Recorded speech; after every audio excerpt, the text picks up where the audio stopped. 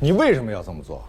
因为这么做是对的。对在哪里？你这是在出卖我们的客户。张科他当年签这份竞业协议的时候，本以为自己会受到重视，大展宏图，但是没有想到，如果这个理由成立，所有签过竞业协议的人，如果不想遵守，都可以说自己受了委屈，都可以就此要求免除竞业限制。那这个协议还有什么存在的必要呢？但是如果我们稍微有点同情心的话，你真的以为你很聪明吗？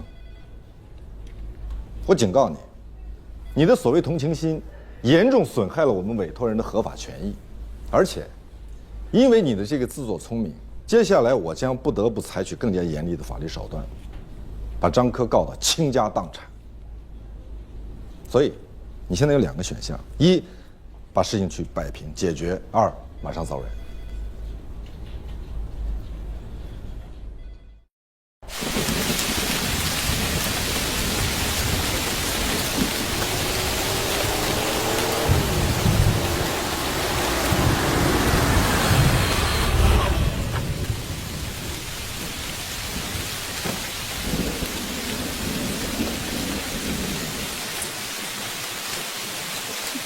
哎，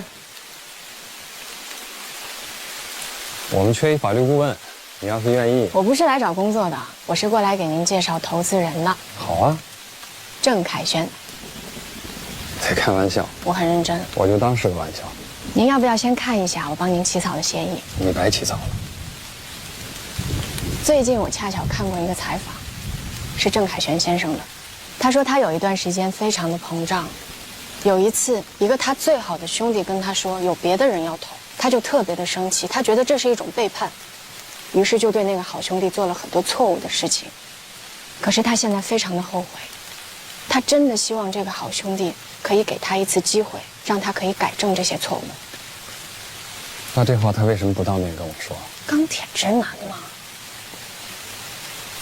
这是他的道歉方式，他给您开的条件优于所有的投资人。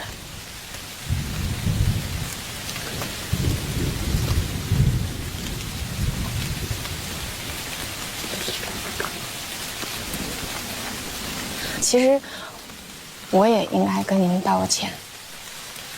虽然说以您太太的名义注册公司，在一定程度上是可以规避竞业条款，但是还是会有诉讼风险。如果郑凯旋他真的想要找您麻烦，发起诉讼的话，那您的公司不是您太太的公司就会官司缠身的。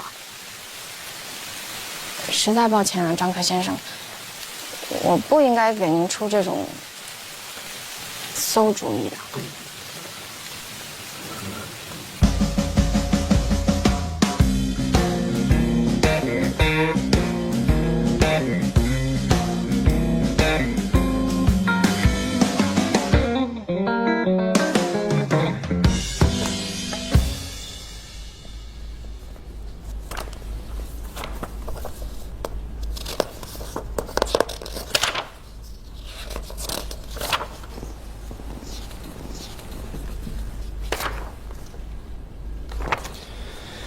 你让丽娜给郑凯旋打个电话，就说协议书已经签好了。好。还有什么事儿吗？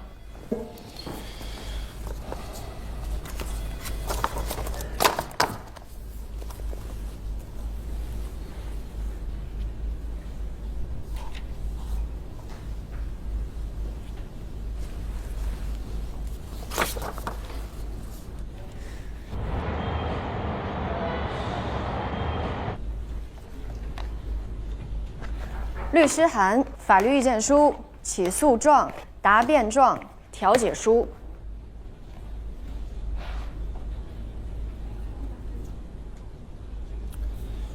你最近多花点时间研究一下反不正当竞争法。柏敬红被告是因为侵犯商业秘密，但他好像还不是咱们的客户吧？他很快就会是的。我觉得他那个泄密案更加适用于工商局的若干规定。不是所有的机密都是商业机密。那你马上把所有的跟泄露商业机密有关的法律规定全都找来。已经发您了。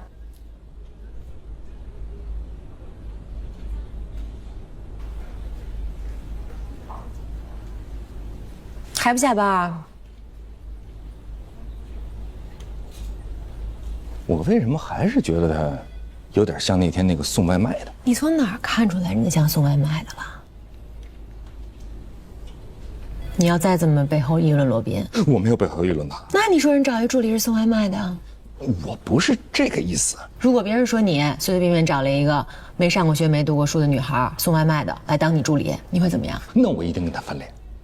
我是有职业荣誉感的，任何进入我们律所的人啊，无论是男女老幼，必须是毕业于名校。那你说人家罗宾找一送外卖当助理，你什么居心啊？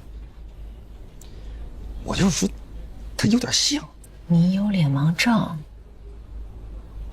是，我经常认错人。我有脸盲症啊，我不是那个意思啊，我什么意思都没有，你千万不要误会啊！我没有误会你，为了你好。我以后再也不乱说了。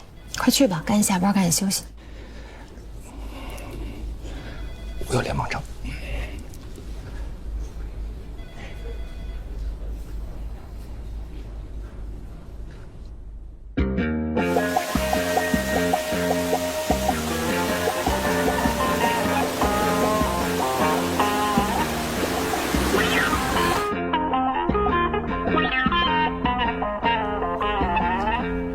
顾姐在你办公室等你，说什么事儿了？跟白金红有关。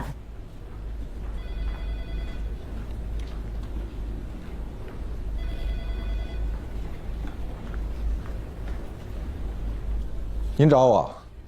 有事儿，白金红还记得吗？白金红，当然记得。他昨天晚上非常激动，给我打电话说让我帮他找一个有关知识产权方面最好的律师。你应该跟他说，就是最好的保姆也不能随叫随到。特殊情况急产。您的事儿都是急茬。他现在是被告，原告有可能深思熟虑，被告完全是祸从天降。他是廖佳敏的客户，早就不是了，换了好几茬了。喂，白总。对，我现在就在罗宾律师的办公室，他已经答应了。是的。好，那一会儿见。白金红马上到。我什么时候答应你了？算我求你了，白金红是我最好的朋友。应该说，你一直想把他发展成你最好的客户吧？我们两个可以一起。不，你应该知道，我接任何客户的前提条件是不跟任何律师合作。我不会干涉你的任何。这是我的原则。白金红可是我的朋友，是我把他介绍给你的。你可以不介绍给我，现在也还来得及。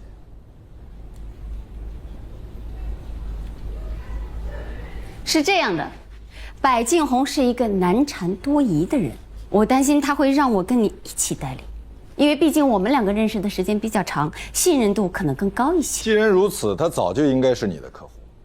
是我觉得熟人之间最好不要有利益关系。那您的意思是现在跟他不是熟人了？我冒昧的问一句，您问，你为什么从来不跟其他律师一起合作呢？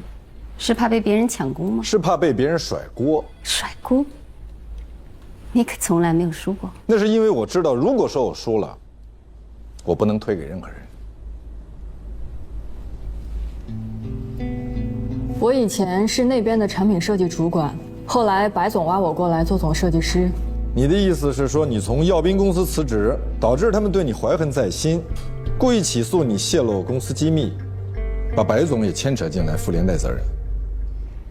他们给我打电话，说只要我让麦琪走人就没事儿了。他们太不了解我了，我白金红可不是被吓大的。你给我发一张传票，我就应该按照你的旨意，把我的总设计师开掉。那传出去是笑话了，以后谁还敢跟我干啊？现在先不要激化矛盾。他们是怎么发现你泄密的，抓住了你的把柄？就是有一天，我跟以前的同事在网上聊天，他把他们的设计图发给我，让我提点意见。结果他们主管看到，就当场报警了。我就觉得这是一个套，他们的员工给我设计师发图，他们应该去告自己的员工，凭什么告我们？他们有权利选择起诉谁或者不起诉谁。我建议啊，我们的重点不要放在谁陷害了谁，不要放在两家公司的诉愿上面。说得对，我们现在也搞不清楚，也没有什么证据。我们现在主要的任务就是先把自己摘出来。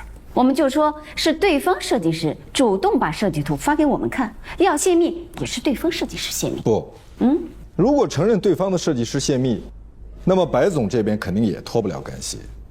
对呀，这就等于承认我们的产品用了对方泄密的图纸，那人家是可以要求我们停止侵权、下架产品。所以，我们必须要否认，那些设计图纸压根儿就不是什么商业机密。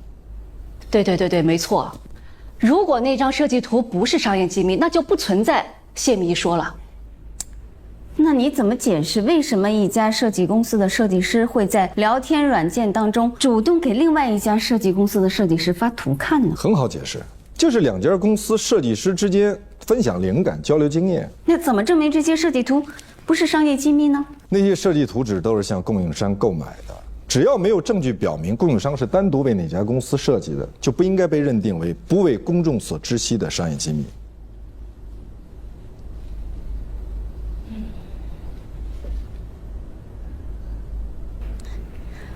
我给你们推荐的人靠谱吧？太靠谱了，咱们这就签吧。我们这是属于人在家中坐，祸从天上来。喂，你好。我没给他订外卖啊。也许是他自己订的吧。好，我知道了，谢谢。我要去见客户啊，他们要找最好的法律顾问，终于找到了我。他们是在网上搜的吧？不，有人给他们推荐了10个律师，他们经过了反复的斟酌，最终认为我是最佳人选。那肯定是你的朋友给他们推荐。我师妹朱莉，她跟他们老板推荐的。他为了确保你被选中，还推荐了其他9个废材。能不能在一起玩耍了？这是我的外卖。哦，我不是来送外卖。你不是说外面有我的外卖吗？你不是要找罗宾律师吗？罗宾律师，我是艾伦，特别感谢您替我父亲讨还公道。你不认识罗宾律师啊？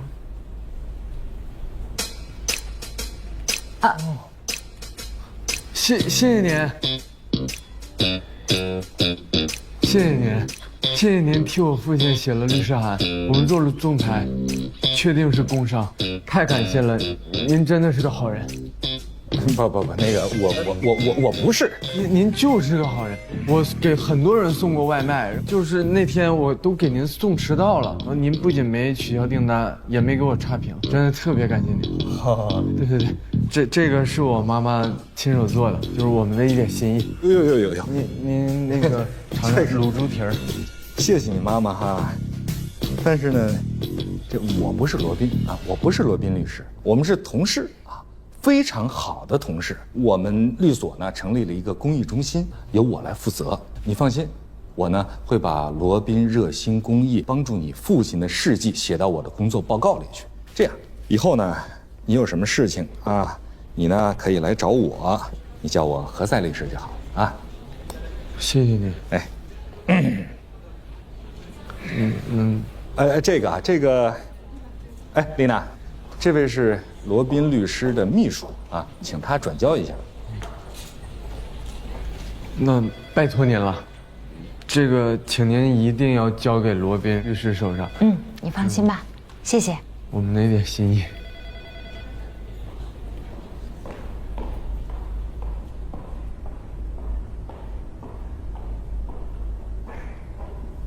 谢谢您啊，何塞叔叔。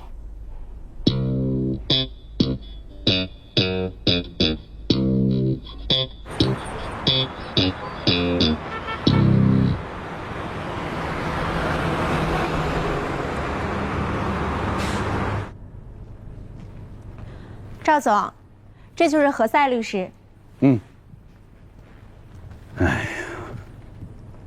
何律师，幸会，照耀。幸会啊，全景律所的何塞啊，坐。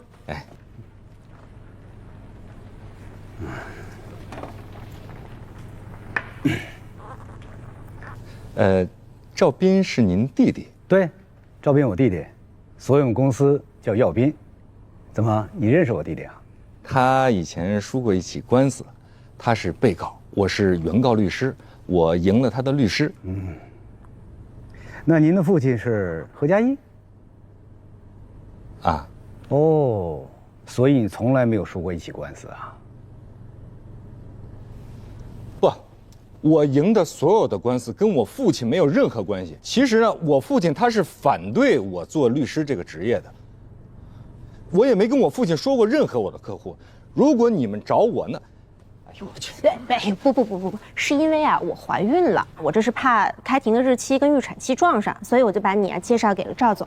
对，朱莉向我推荐您的时候，并没有说你的父亲是谁，他只是跟我说，您是他师哥，是一个著名的律师，而且从来没有过败绩。啊不，也不能说从来没有败绩，但是很少有律师能赢得了我。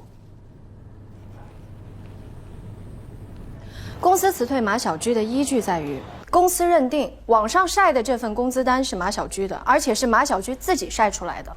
但是网上传的这个工资单局部截图当中，并没有员工的姓名或者公司，所以我们可以抗辩，仅凭公司内部调查就认为是员工泄露的，并不合理。公司认为他们在聘用合同中已经强调，工资属于高度机密，员工之间也不得交流工资信息，而且马小居也已经跟公司签了这份保密协议。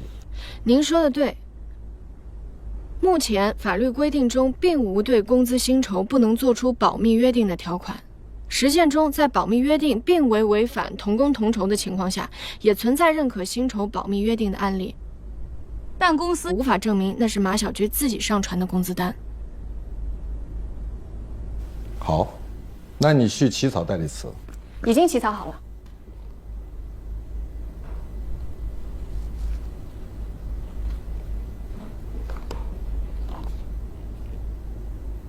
这是什么？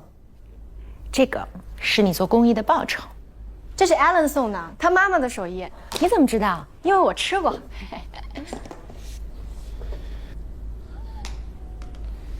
来吧，大家一起。确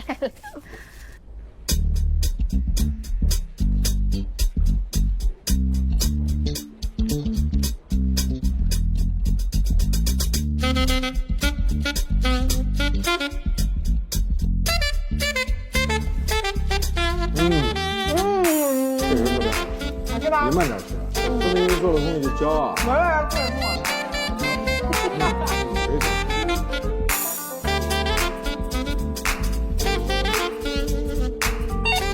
喂，给我订个外卖，你想吃什么？猪蹄儿，卤猪蹄儿。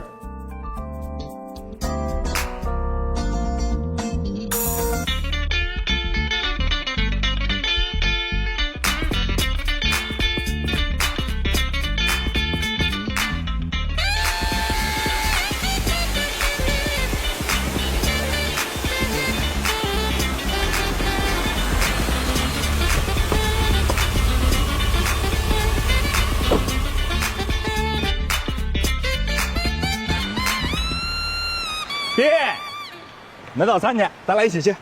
我不买，那我也不买。你刚才说你要买，我说的是咱俩一起去买早餐，你买我就买，你不买我就不买。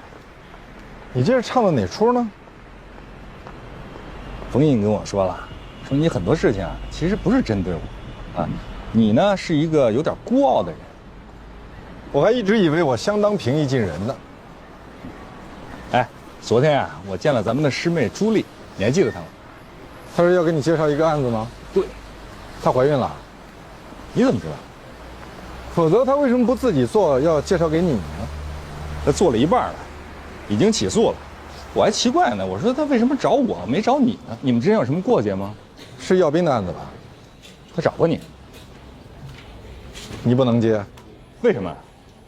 利益冲突。跟谁利益冲突？柏敬红。你跟柏敬红签了吗？没有，但是今天会签。我也是今天要签。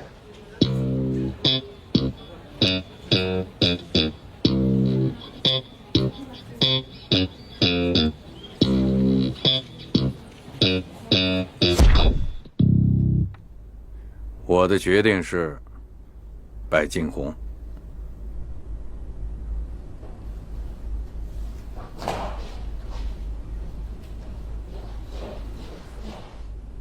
看见了，他肯定以为我是在袒护你。当然是柏敬红，柏敬红胜算更大，我们签的风险代理获益更多。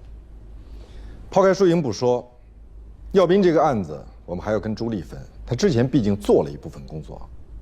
何塞可不这么认为。如果他非要代理耀斌，那他只能换一家律所。这是我最不愿看到的。那您说怎么办？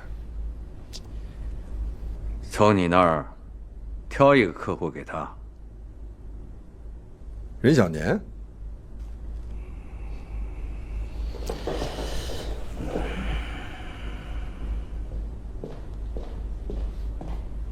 哎，刘总，你稍等啊，我马上就到。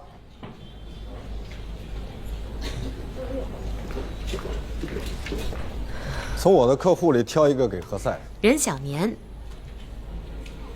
老大不同意。其实何塞需要的是弯腰唱征服。那您是不会弯腰啊，还是不会唱征服啊？都会，就是不能一起。白金红约的几点？11点，不过他喜欢迟到。任小年介绍了一个客户，刘前进花520万买辆劳斯莱斯，结果是辆二手车。他去法院告，一审居然输了，他们的律师不行。把他介绍给何塞，这属于消费欺诈，何塞擅长。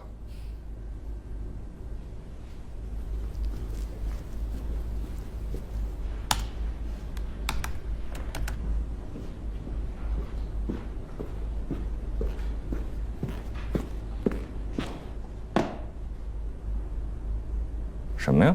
一个礼物。送我礼物干什么？求你接一个案子。罗宾让你求我呀？你接还是不接？他干嘛不自己接呀？你觉得呢？他觉得对不起我，还是因为案子太棘手，客户太难缠呀？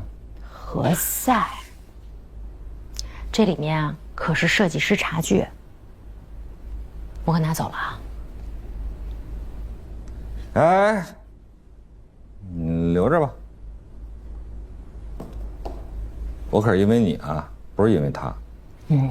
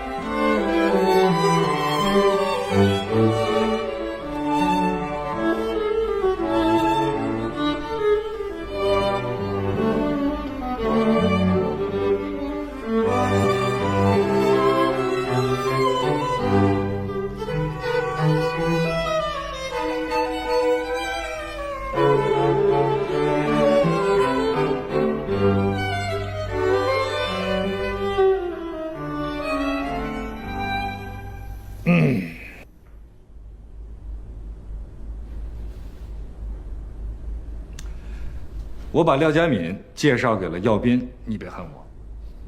我为什么要恨你？好，那我们就冰释前嫌啊！我呢，接受你的道歉。我的道歉？我对你做错了什么？斌，你知道你做错了什么？我不知道。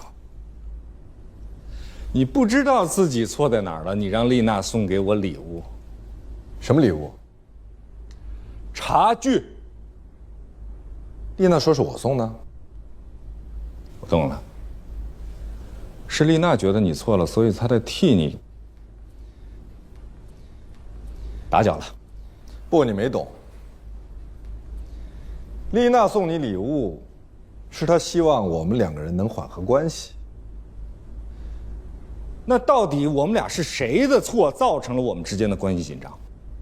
廉颇和蔺相如关系紧张，那你说是廉颇的错还是蔺相如的错？你是说我是廉颇，我应该对你负荆请罪 ？No， 是和氏璧的错。如果没有和氏璧，蔺相如到哪里去干一票完璧归赵呢？我必须把话说清楚啊！咱们俩在任小年的事情上有分歧，但是任小年他可算不上块和氏璧。他充其量算是一只煮熟了的鸭子。你以为客户争取最大利益为荣啊？我和你不一样，你以此为耻。对，我以代理像任小年这样的客户为耻，深以为耻。我学习法律，不是为了给他这样的人争取利益的。我到今天才明白我为什么会学法律，因为所有学法律的人如果都像你这样，任小年根本就请不到律师，这不公平。不用客气。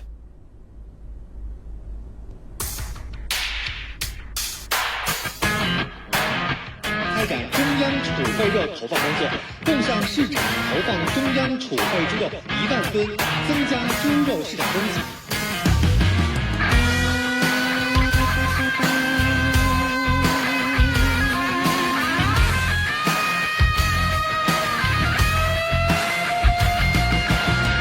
在角逐一场没有终点的梦，又能怎样？硝烟从未散场，又怎样？纵然百孔千疮。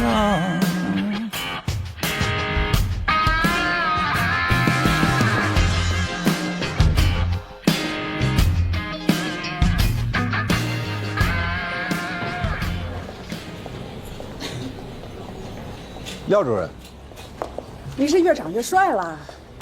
你越来越年轻了。听说你和何塞一直在明争暗斗。麦飞说的吧？他在你们那儿实习的时候，夹在你和何塞之间，两头为难啊。可在您那儿，他可是大红人啊。被告麦琪在离职以后，通过原同事李云波陆续获取耀斌公司的设计图纸。这些设计图纸均是耀斌公司用于生产的设计图，设计图纸上的产品大小、颜色、图案，都是耀斌公司的商业秘密。技术秘密是为了解决某项技术问题，经由智力劳动获得的设计、程序、工艺方法等。此外，速征信息要构成商业秘密，不仅应处于一般的保密状态，而且获得该项信息需要有一定的难度。从 4S 店提供的电脑检测记录来看，该车的大部分设施显示已经行驶的公里数为5515公里，而部分设施显示的行驶里程为1767公里。被告麦琪利用与原同事李云波的亲密关系，窃取耀斌公司严格保密的设计图纸。原告所提交的证据是两个曾经共事的设计师之间的正常交流。汽车销售公司将一辆二手劳斯莱斯篡改里程表之后，当作新车销售给顾客。涉案设计图所示的颜色、图案大小，也不属于应受法律保护的技术秘密信息，属于销售欺诈。其任职的晋宏集团需承担连带赔偿责任。全体起立。现在宣判，涉案图片的大小尺寸属于直接观察可得的内容，图片大小尺寸本身不蕴含任何技术手段，不能够解决任何技术问题，不属于技术秘密的保护课题。综上，法院驳回耀斌公司的诉讼请求。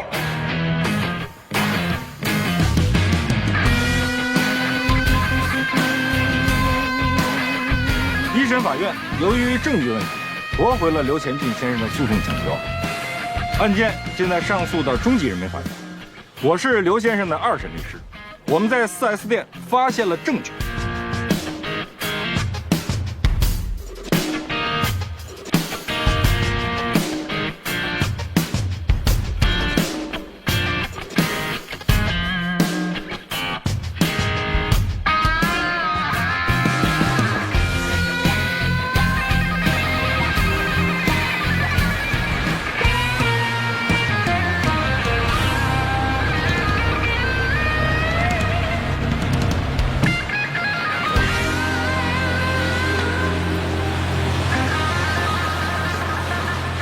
你现在马上给任小年他们公司做一个完整的裁员预案流程。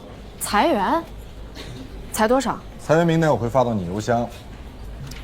公司希望他们自动离职，你负责让他们签字。他们公司没有 HR 吗 HR 也在裁员之列。那如果他们不愿意自动离职呢？你要告诉他们可能的后果，比如说呢？开除。为什么？你负责找到合理合法的开除理由。是任小年的公司出什么问题了吗？是并购。去做吧，一定要想周全，包括法律方面的流程、企业内部沟通和手续办理的流程，都要合法合规，避免引起法律纠纷。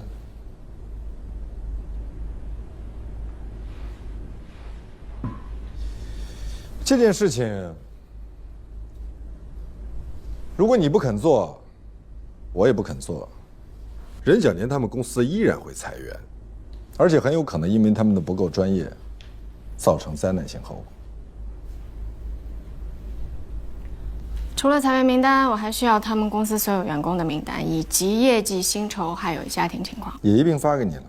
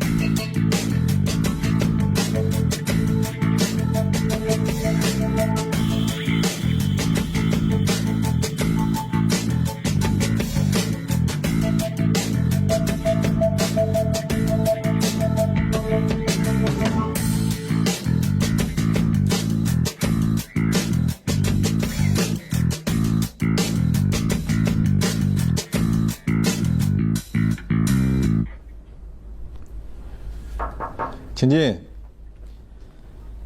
你好。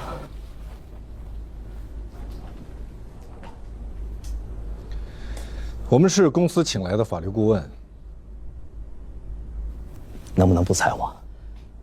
我在这家公司做了24年，我是这儿的高管。我这24年没有功劳也有苦劳啊。能不能不裁我？你要不要先看一看公司给你的补偿金？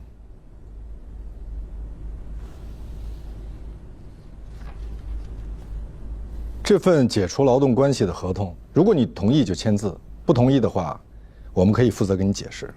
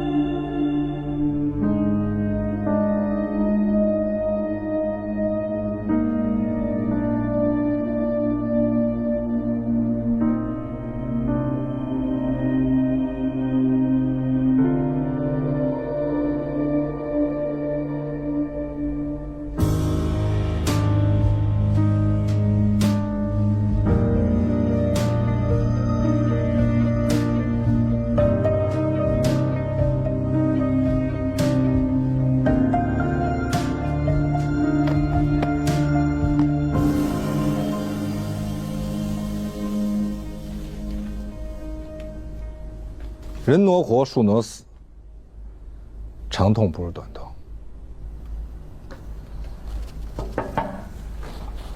怎么样？全签完了，效率很高啊。晚上一块吃个饭吧。啊，不了，全在这儿了。好，谢谢你们，辛苦了。应该的。我还有件事情想咨询你们一下。您说。坐。如果企业员工得了重病，我说的是那种需要长期治疗、丧失工作能力的，比如说癌症。黛西，你来给任总讲一下相关的法律法规。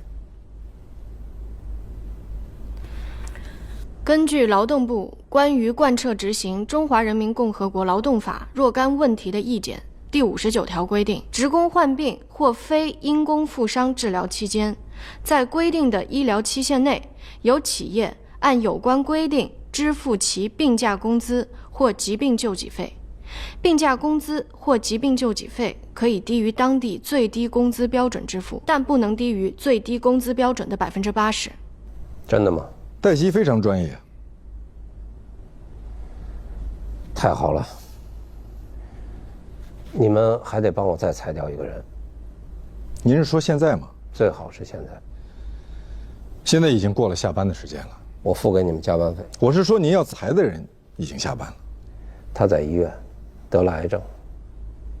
吴军，你怎么知道？他知道你们公司的每一个在裁员工，姓名、年龄、性别、工龄，以及他们家的家境、性格，还有补偿条款，甚至是被裁的时候可能出现的反应。功课做得不错。吴军是您的高中同学吧？对。您公司成立的时候他就在，2年前他升为公司大客户经理，在就职仪式上他公开表示，他最大的愿望就是为公司服务到功成身退，但是他后来得了癌，可是现在经过治疗，情况已经基本稳定了呀。对，所以他提出想重返工作岗位，但是他的身体状况已经不再适合高管这个位置了。他儿子年龄还小，而且他夫人又没有工作，他看病花了好多的钱。每个人不都应该面对自己的人生难题吗？我明白，但是我不能理解的是，您明明有能力帮他，您为什么要……哎，你现在马上去医院，我不管你用什么办法让他签字离职。对不起，我做不到。很好，罗律师，麻烦你现在就把他开掉。对不起，我也做不到。为什么？因为他是专业人士。他熟悉国家法律，我们不愿意承担开除他而带来的法律后果。开除一个人有1000种合理合法的理由，这是你告诉我的。我现在要看你示范。对不起，您看不到。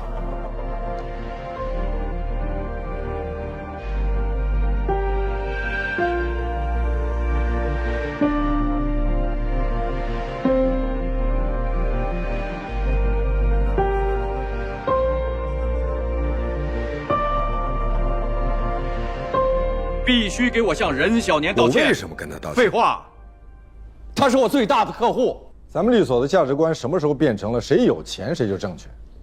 我告诉你，我让你向他道歉，并不是因为他有钱，是您刚刚说了他是我们最大的客户。我说的是事实。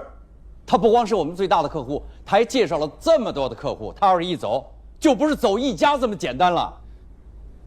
我不以为我们为了挽留他而对他点头哈腰就能赢得他的尊重。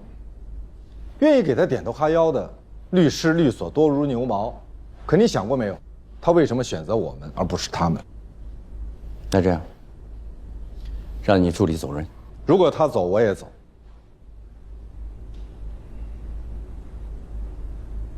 我和他没有您猜测的那种关系。那为什么你为了他还激怒客人呢？为了公平。他激怒了我的客户，这一点我已经批评教育过他。我怎么向任小年交代啊？我认识他以来，他从来没有发过这么大脾气。您就可以跟他说，我那个实习助理太年轻，他缺乏跟大客户沟通交流的经验。这一点以后我们一定会加强职业培训，但是不能因为他说了几句真话实话，我们就要把他开掉。我不是这样的人，您不是这样的上司，我们的律所也绝不是这样的律所，对吧？你居然还嬉皮笑脸，那难道你想看我愁眉苦脸？严肃点。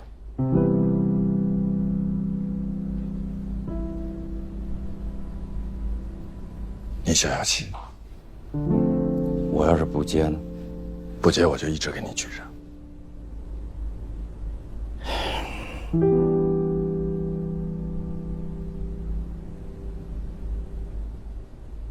严肃。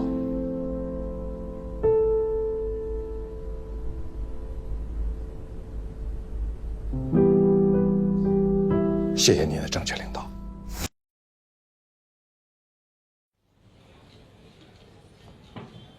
何夏老师，听说是你激怒了任小年，我只是在跟他说了个道理啊。他有没有跟你说，我给你钱，是让你跟别人讲道理，不是跟我讲道理？有没有说？那你还待在这干嘛呢？我怕他们万一一会儿来找我呢。找你干嘛？让你去陈述一下事情的原委啊？那您觉得会怎么样？走人。会让罗宾走人啊？让你走人。怎么样？没事吧？有事儿啊？什么事儿？好事儿。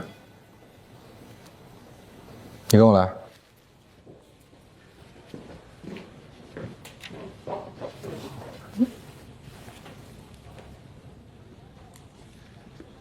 我这儿有几份合同，你认真看一下，还有胜利那边，你也跟进一下。好。还有事儿吗？我没事儿了，但我就是想问。问什么？赶紧问，我马上就要下班了。任小年那边没事了吧？以后你给客户讲道理的时候，我希望你能多考虑一下对方是否有接受不同意见的能力。我当时真的没有想到他能发那么大的火。我记得以前谁跟我说他会读心术？我当时并没有启动我的读心术。为什么呢？你太急于讲道理了，这不好。有的时候人需要先听对方的道理。那我跟他道个歉吧。他不需要你的道歉。那他要什么呀？这不是你需要知道的。丽娜请假了，把我办公室收拾一下，水杯、咖啡杯都洗好放好。最后走的时候记得把门也关好。好，我知道了。齐老板挺欣赏你啊，他女儿也挺喜欢你的。我没见过他女儿啊。怎么没见过？你送合同去的时候，谁接待的你？齐老板秘书啊。那就是他女儿。哦，是吗？我都没看出来，他女儿挺朴素的，也挺谦和的。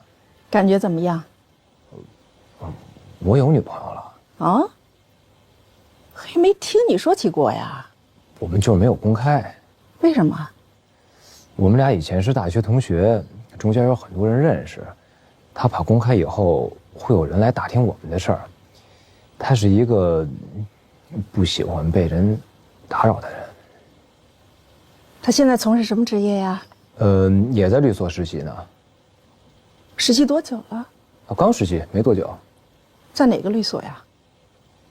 不会是全景吧？我们律所有条不成文的规矩，绝对不能和与咱们存在竞争关系的律所员工婚恋。我没什么事儿，去吧。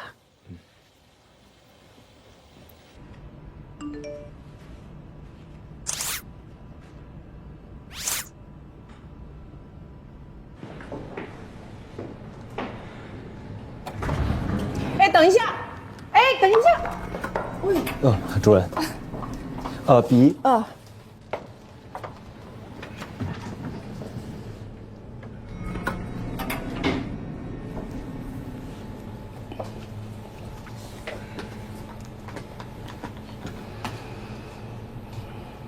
你去哪儿？回家。家在哪里啊？望京。我捎你吧。不了，主任，我肚子有点饿了，我准备去吃口东西。哎，刚好我也肚子饿了，你叫上你女朋友，我请。别了，主任，我跟我女朋友，我们俩最近闹分手呢，准备今晚吃散伙饭了。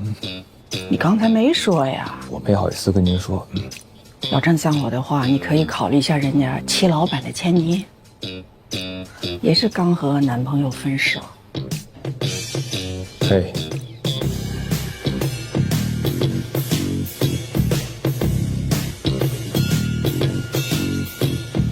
哎呦，这么着急下班啊？主任，明天见。哎，好，明儿见。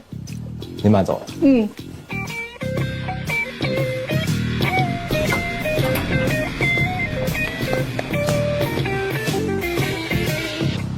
听我跟你解释，我是以前不知道，我是现在才知道的。我们所老大跟你所老大有仇，那跟你假装不认识我有什么关系吗？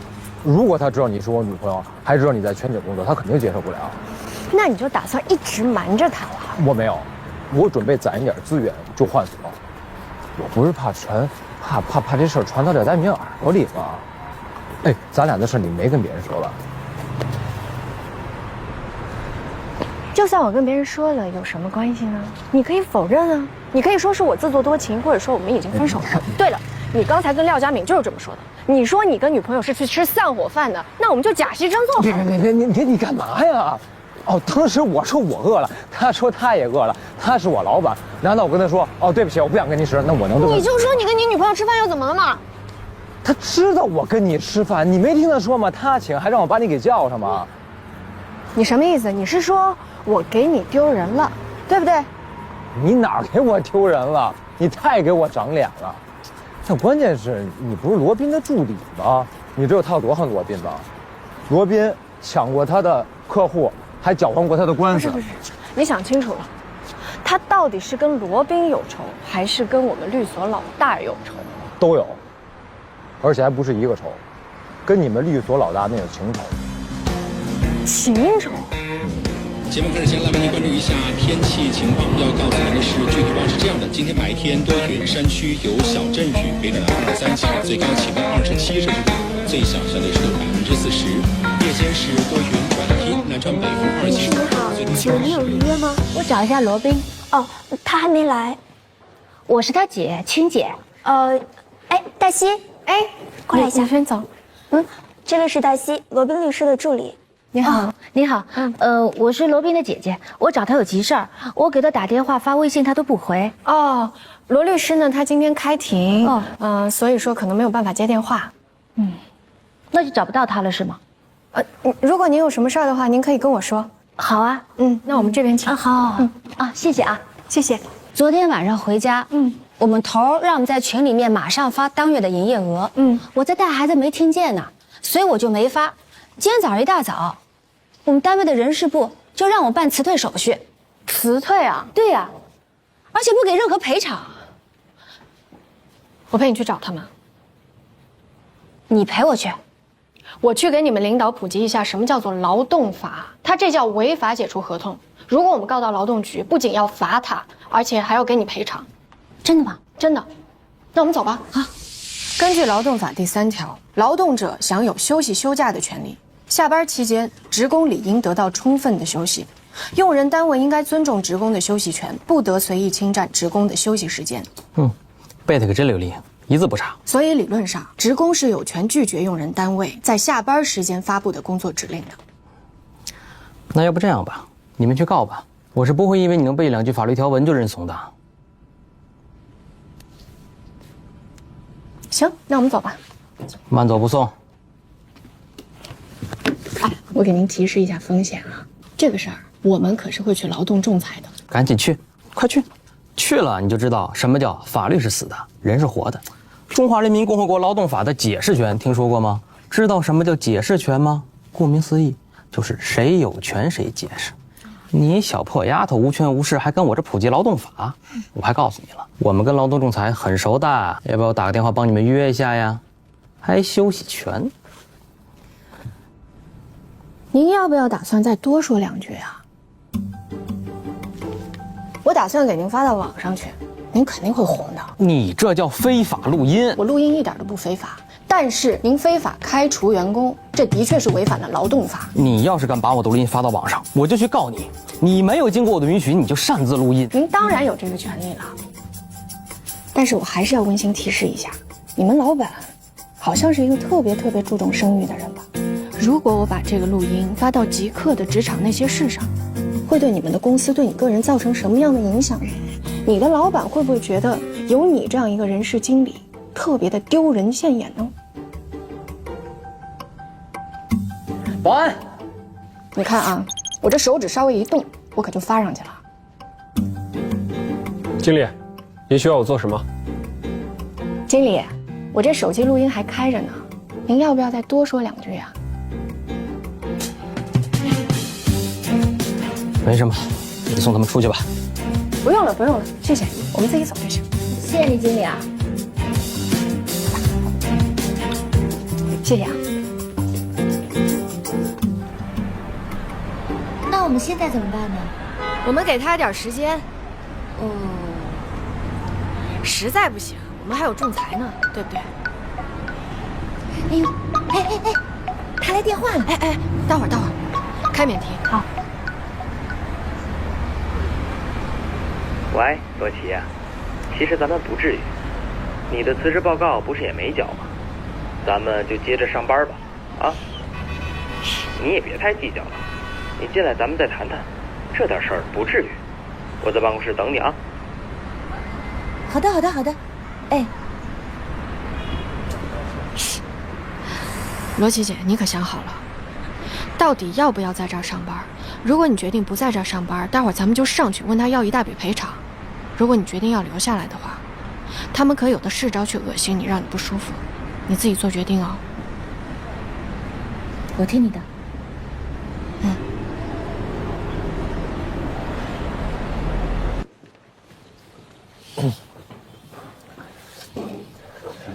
黛西，出事儿了。出什么事儿了？罗宾找你，他回来了，早就回来了。那行，我一会儿过去。现在就去，态度好一点。解决了就行。姐，你怎么也变得这么八卦？他就是我的助理，纯助理。行，没什么事，我挂了啊。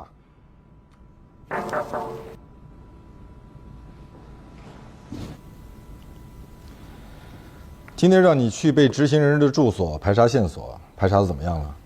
我还没去。为什么没去？今天你姐姐来律所找你，她遇到了一件很……我姐姐是你的客户还是我的客户？她是你姐姐，她今天差点就被辞退。我问的是，她是你的客户还是我的客户，还是律所的客户？你为什么就没有耐心听一听她发生了什么？这个世界上，每天都有人在遇到各种各样的问题。有的问题和你有关系，有的问题和你没有关系。难道说你都能管得过来吗？你以为你是千手观音啊？可她是你姐姐，那又怎么样呢？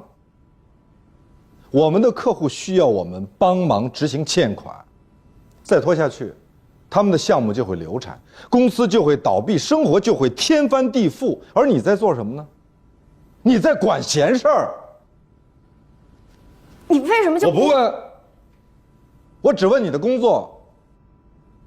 你应该去被执行人的住所排查线索，应该去他的公司补充线索，确定了线索之后，再去法院提交证据，申请执行，还要申请限制被执行人的高消费，申请将被执行人列入失信名单，这是你应该做的事儿，而不是去跟一个什么破人事经理斗智斗勇，浪费时间，普及劳动法。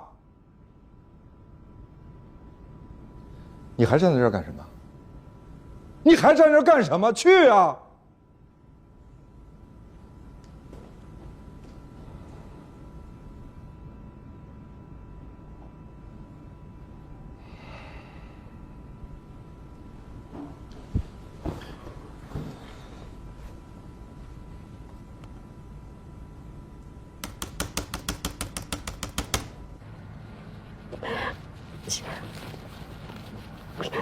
原本罗宾本来是要升高级合伙人的，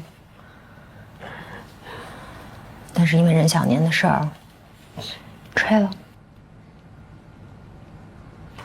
任小年的事儿，任小年和咱们律所解约了，还带走了所有跟他有关的客户。那些客户他为什么要听任小年的呀？利益呗，任小年或者是投资，或者是持有股份。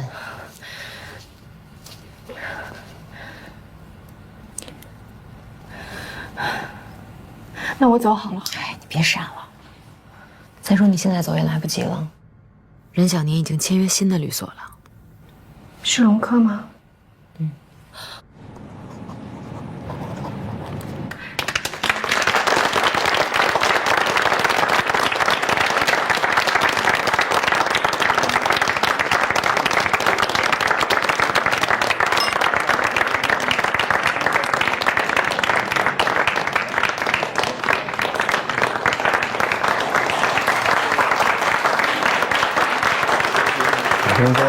罗宾跟他新来的一个助理关系不一般。啊？是吗？那姑娘叫黛西，啊，全律所都不知道她的来历。罗宾就特别信任她，去哪儿都带着她。据说就是为了她才跟我爸翻脸的。是吗？嗯。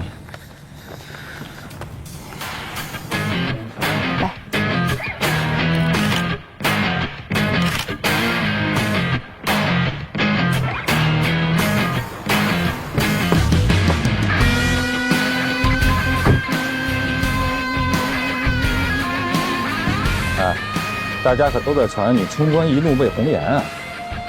你不用每件事都向我汇报，我不是在向你汇报。那我理解错了，你在传八卦。我是提醒你要注意影响。什么影响？你看啊，你罗宾向来是以冷静理智著称的，怎么会为了一个没来几天的女助理就跟客户翻脸呢？你是说这件事情超越了你的理解范畴、认知能力？我能理解，那你还有什么问题呢？但是我不赞同。我赞同。你赞同什么？我赞同，你不赞同啊？那你这话什么意思啊？你到底是赞同我的意思，还是不赞同我的意思啊？这都理解不了。哎，我跟你说，我最讨厌你这种笑了。是吗？那你喜欢哪种笑？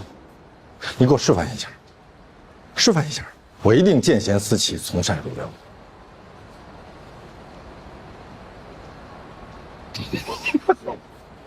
你嘲笑我？没有。那你又笑什么？我不觉得这有什么可笑的。何塞，可能这跟我从小的教育。什么教育？我这么认真的跟你谈话，你就跟我嬉皮笑脸的？不，我是说咱俩接受的教育可能不太一样。你接受的什么教育？友善待人，时常微笑。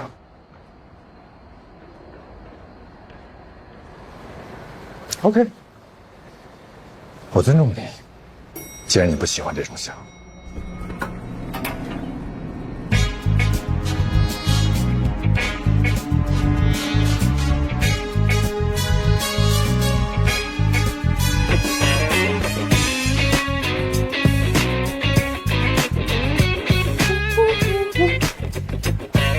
那个走这边，这边去资料世界。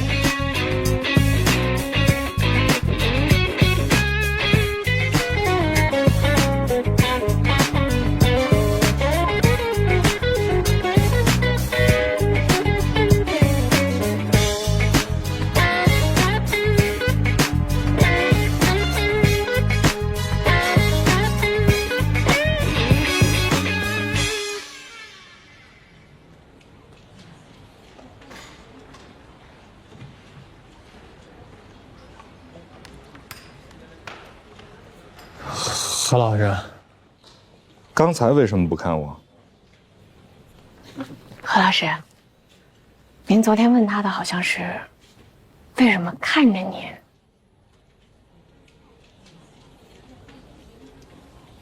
我这么可笑吗？没有啊。那你笑什么？我这是在表达我的善意。我提醒你啊，不管是谁在这做助理，给哪位律师做助理，他将来是否可以留在我们律所，我是有发言权和否决权的。懂了，谢谢您的提醒。你别觉得有罗宾罩着你，你就可以目空无人啊！我从来都没这么想过。罗宾在哪儿发现的你啊？到我们这儿来当助理是要填履历表的，我为什么没看到你的履历表？你哪个学校的？你们老师是谁？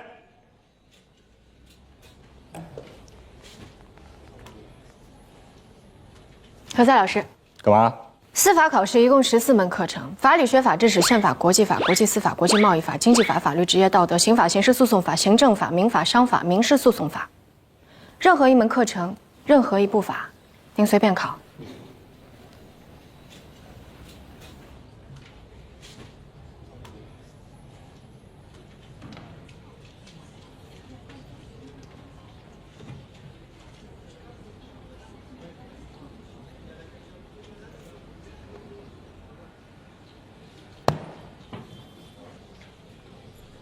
中华人民共和国行政诉讼法全文。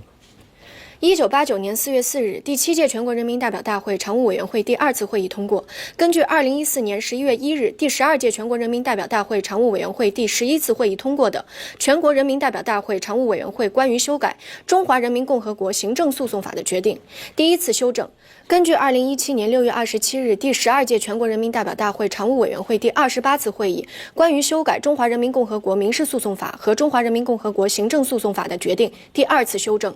第1条，为保证人民法院公正及时审理行政案件，解决行政争议，保护公民、法人和其他组织的合法权益，监督行政机关依法行使。注释法学派。1135年，意大利北部查士丁尼学说汇纂原稿的发现揭开了序幕。意大利波隆亚大学最先开始了研究，他们采用注释的方法进行研究，因此被称为注释法学派。评论法学派。评论法学派的形成于14世纪的意大利，该学派的宗旨是致力于罗马法和中世纪西欧社会司法实践的结合，以改造落后的封建地方习惯法，使罗马法的研究和适用有了新的发展。司法一词的来历。中国古代并无司法这一概念，司法一词是我国清朝末年从西方引进的，仿大陆法系德日制度。司法权及审判权虽然审检合属，但是检察部门受专门负责司法行政的法部领导。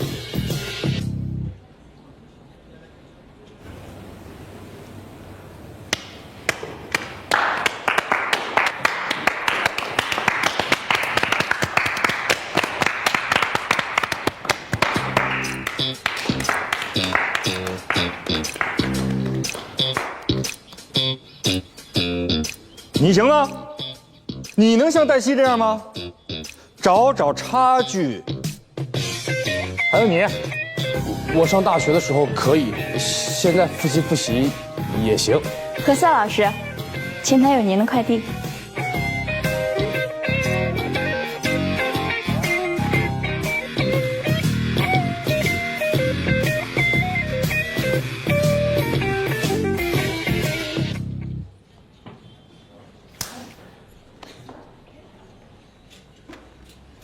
你跟何塞怎么了？他不喜欢我的笑容，而我又实在没有办法让他笑得满意。他到行政那边投诉，说以后要由他管理所有的助理律师和实习律师，谁都不能例外。黛西除外，我跟封印说好的。这个黛西到底是什么来路啊？你怎么老问这个问题？因为你为了他得罪了任小年啊。是任小年得罪我。他自以为自己很有钱，可以不把任何人放在眼里。我不需要服务这种客户，我有这个权利。这个黛西真的没有任何背景？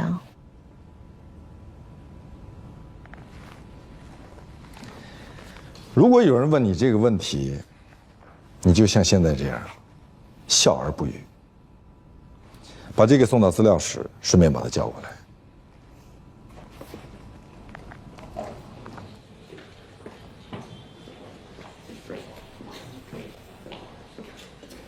什么呀？游戏设备，这么多？哎，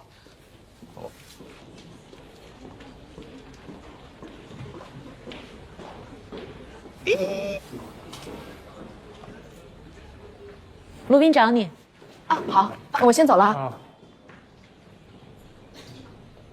别惦记了，人家不归你惦记，知道不？为什么呀？他是有男朋友，还是你喜欢他呀？你是怎么通过司法考试的？我是高考状元，我每年都拿1等奖学金呢。那你说说看，如果有人为了他跟律所最大最慷慨的客户翻脸，我也会翻脸。任小年他就一混蛋。你果然脑路清奇啊！他之前是何塞的客户，你知道吗？他每次来到何塞办公室要的是一个。好，求你了，我错了，咱俩换个话题行吗？为什么要换啊？因为只要你骂起任小年来，你肯定没完没了的控制不住你自己，一直骂。行，那换什么？我先想想啊。何塞找你啊！快来！别摔了啊！摔了我今天我就练不上。慢点，装上。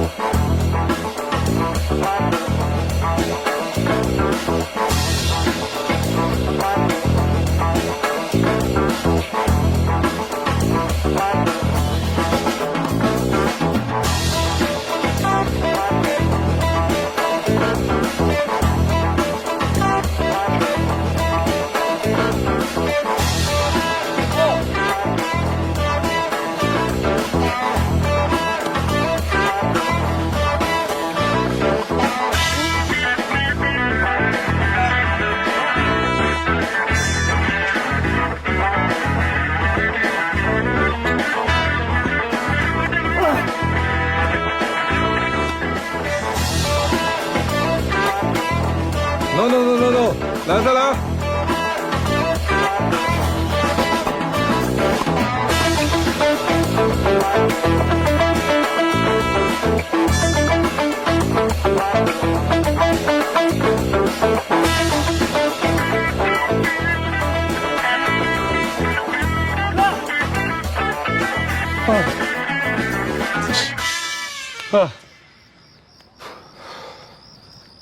总打小球欺负我啊，全是在旋转的。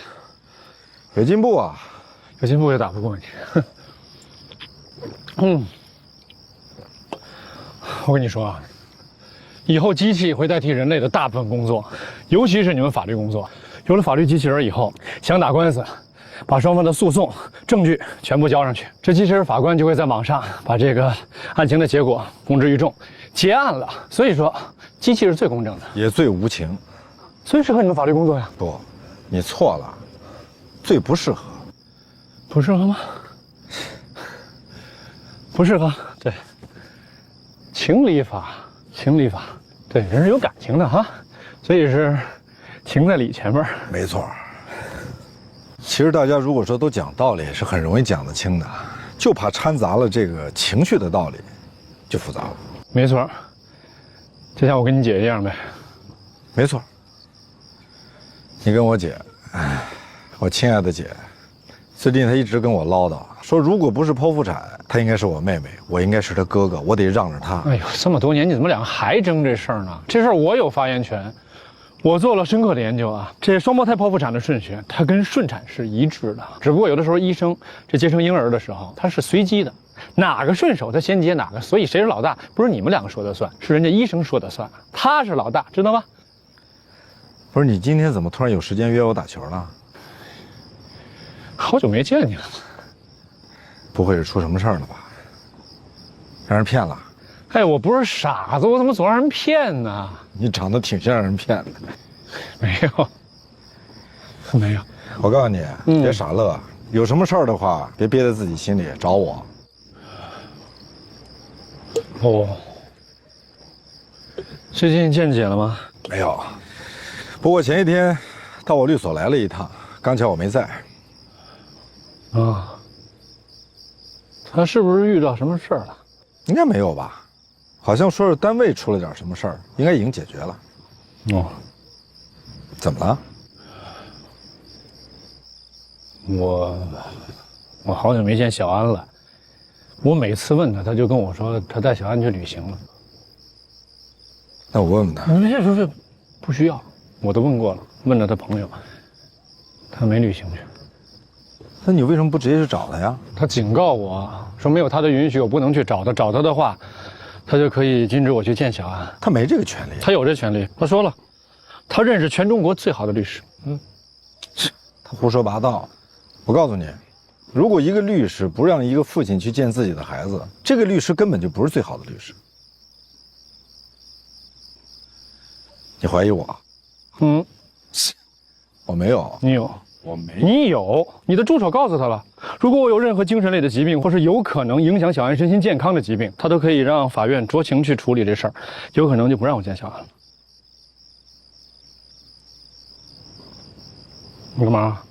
不是你别给他打，我不想得罪他。我给我助理打。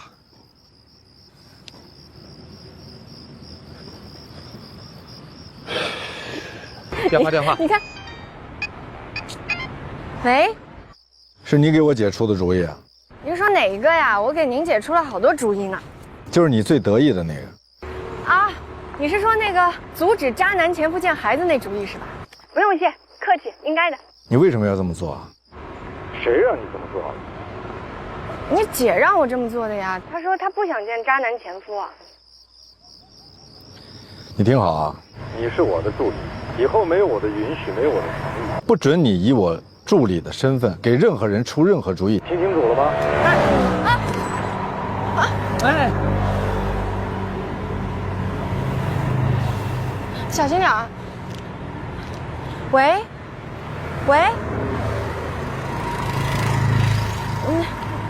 看一下。喂。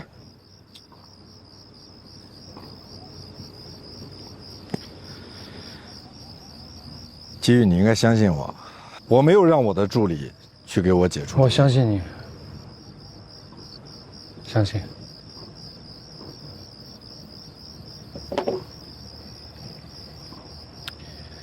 对不起啊，什么对不起啊？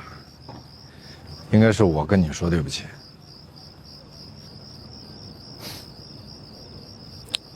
其实想想这事儿吧，我也能理解你姐，能理解的，能理解。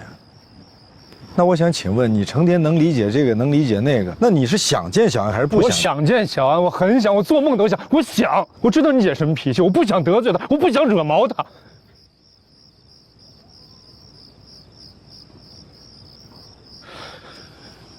其实我就想了解这事儿啊，抑郁症这病能不能影响孩子？会不会影响他的身心健康？如果真的影响他，我可以考虑我不见小安，我能做到。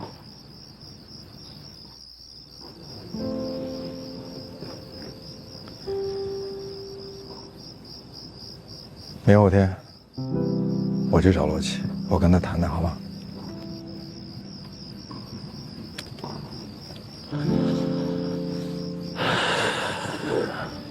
别想那么多了，以后有时间给我打电话，我陪你来多打打球，没事的。你不说了吗？我被人骗的时候才能找你。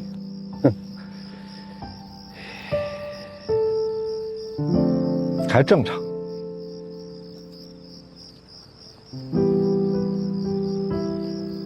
罗宾他绝对不可能是这种人。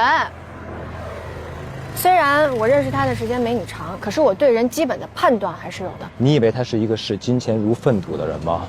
我跟你说，他所有的客户都特别有钱，而且是特别的有钱。那也不能说明他唯利是图吧？不，你今儿怎么了？你干嘛老替他说话呀？你以前不是特恨这种人吗？我现在也特别恨这种人，但是罗宾他真的不是这种人。如果他是这种人的话，他为什么要跟任小年翻脸呢？我也不知道为什么，我也想知道，这不符合他的逻辑。因为任小年他缺乏对法律、对规则最起码的敬畏。我先跟你说清楚了啊，任小年现在可是我们的客户。那又怎么样呢？那至少我们现在合作的很愉快啊。我倒是要看看你们能愉快多久。能不能不一言不合扭头就走啊？不是，我要赶紧去找罗琦了。那我跟你一块儿去呗。我不能背黑锅，你走吧，你走吧，你赶紧的。哎，来了啊！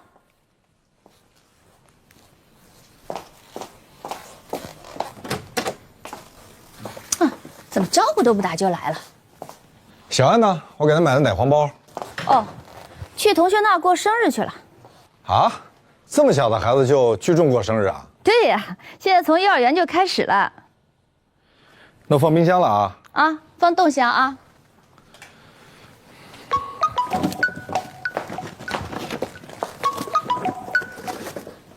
喂，对，我是罗小安的妈妈。你们快结束了是吧？那我马上过来接她。谢谢您啊，一会儿见。哎，再见。你刚才说什么？什么小安？她那个马上要结束了，我们去接她。你跟我问你刚才说什么小安？罗小安啊。罗小安，你把姓改了？对啊。那你改姓这事儿，季玉知道吗？他不需要知道。他怎么不需要知道啊？他是小安的父亲。季玉跟我说，你不让他见孩子是吗？对啊。为什么？因为现在季小安已经不见了，现在只剩下罗小安了。姐，你不能这么做，你不能这么做，你知道吗？我知道你们是兄弟，所以这件事情我也不准备告诉你。所以你就去找我的助理了是吗？对啊，你助理挺好的，人好心好，也非常能干，这小嘴巴巴巴的，可不比你当年差。我告诉你，以后你不要再找他，我也跟他说了，不让他管你的事儿。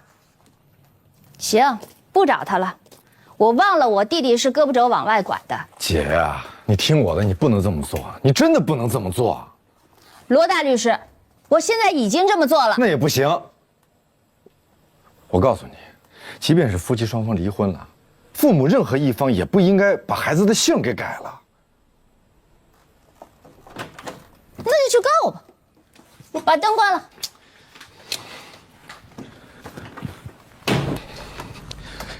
不管你跟季玉有什么问题，他总是孩子的父亲，他有这个权利。我认为他没有。这是法律赋予他的权利，不是你说没有就没有。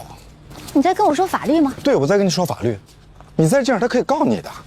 那为什么不告我呀？那是因为他不愿意伤害你。那就让他伤害自己吧。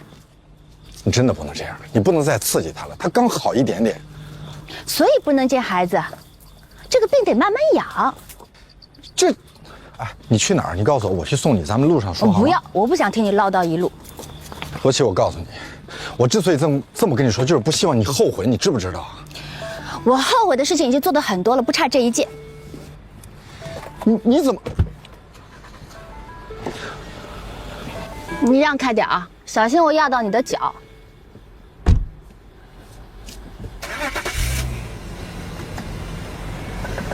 我让你让开，你听不见呢。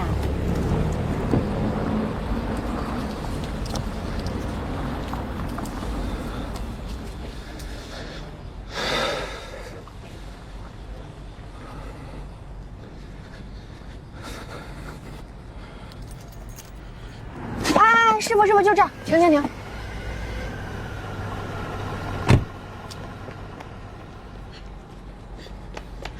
罗老师。你也是来找宁姐姐的？我不管罗琦跟你说了什么，我再说一遍，以后不许你管他的事儿。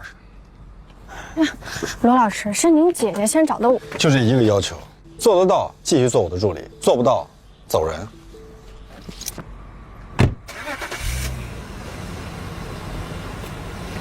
如果决定了继续做我的助理，马上去了解一下夫妻离婚之后孩子改姓的法律知识，明天一早给我。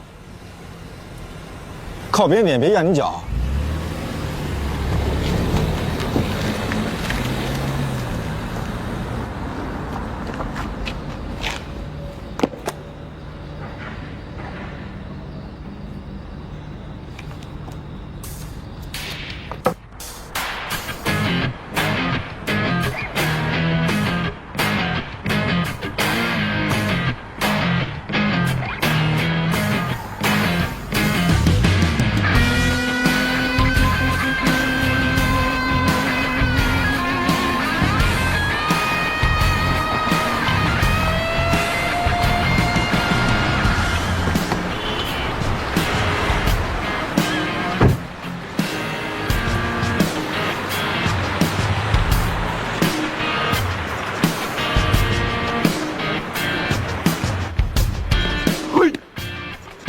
哎，脸色不好，昨晚没睡好啊？你去忙你的，我去买早点。我跟你一块儿去。你不是已经买了吗？是，我这已经买了，但是你没买呢，陪你去。你这有什么事儿吗？我就因为没事儿，所以才有时间陪你买。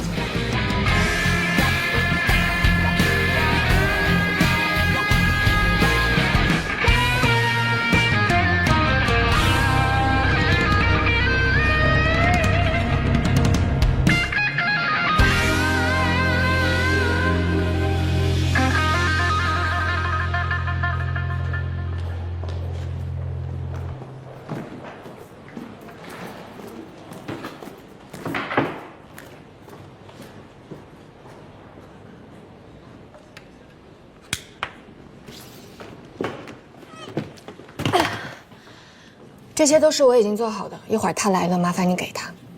你这是要离开？